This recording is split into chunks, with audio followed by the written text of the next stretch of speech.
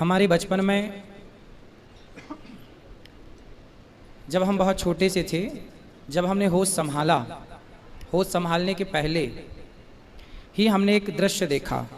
हमारे पिताजी एक गांव में एक मंदिर है, उस मंदिर में पुजारी थे, मंदिर की पूजा। तो बारिश का मौसम था, मंदिर के मालिक जिनका वो मंदिर था उन्होंने कहा कि आप मंदिर खाली कर दो। फिर पिताजी ने कहा कि हमें कुछ वक्त दो, क्योंकि अभी हमारे पास रहने को घर नहीं है। तो उन्होंने सारा सामान निकाल के सड़क में फेंक दिया। वो दृश्य मेरी आंखों के सामने है। जब मैंने कुछ होश संभाला तो मैंने पहला ये दृश्य देखा कि कोई घर से निकाल रहा है। वर्षों तक उस घर में रहे, फिर उन्होंने, गांव वालों ने, जिनका वो मंदिर था, उन्होंने हमें निकाल दिया। फिर पिताजी ने एक छोटा सा घर बनाया था 15,000 रुपये का। इंदिरा आवास योजना का पैसा मिलता था 20,000, 5,000 घूस देनी पड़ती थी, 15,000 आता था। उससे घर बना, उसमें रहे वर्षों तक और अपना गुजारा करने के लिए गांव में जा जा करके भिक्षा मांगा करते थे, भीख। तो जब हमने होश संभाला तो हमने ये देखा, भिक्षा मांग करके ही गुजारा होता था। यहाँ से स्टार्ट हुआ जीवन।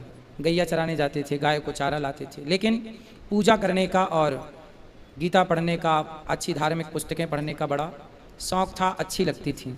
हमारे पिताजी हनुमान चालीसा का पाठ करते थे, तो हमने सुन सुन के ही उसे सीखा। और बहुत सारी चीज़ें हैं जो पिता ने, माता ने हमें सिखाई, बचपन में संस्कार दिए अच्छे।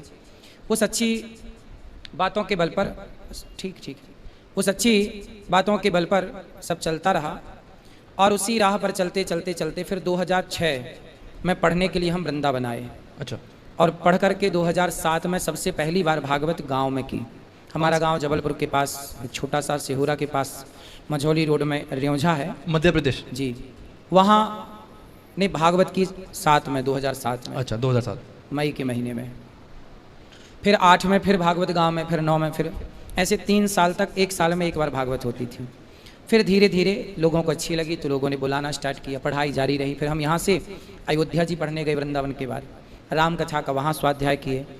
बस ऐसे पढ़ते पढ़ाते फिर किसी माँ ने कहा कि बेटा, मेरे बेटे ने भोजन नहीं दिया, सेवा नहीं करता मेरी, पानी नहीं देता, रोटी नहीं देता, मैं मर जाऊं तो तुम मुझे आग दे देना, मेरे से बोला। तो मुझे लगा कि मैं आग ही क्यों दूं, पहले सेवा करूं पुत्र बनकर, जरूरत पड़ने पर पुत्र कर्तव्य पूरा करूंगा। तो उस माँ से प्रेरणा मिली कि मुझे इन बेसहारा माँओं की सेवा करनी चाहिए। तो आज गौरी गोपाल आश्रम में 285 वृद्ध माताएं हैं, आप दर्शन जरूर करिएगा। जोरदार ताली, बहुत अच्छी बात।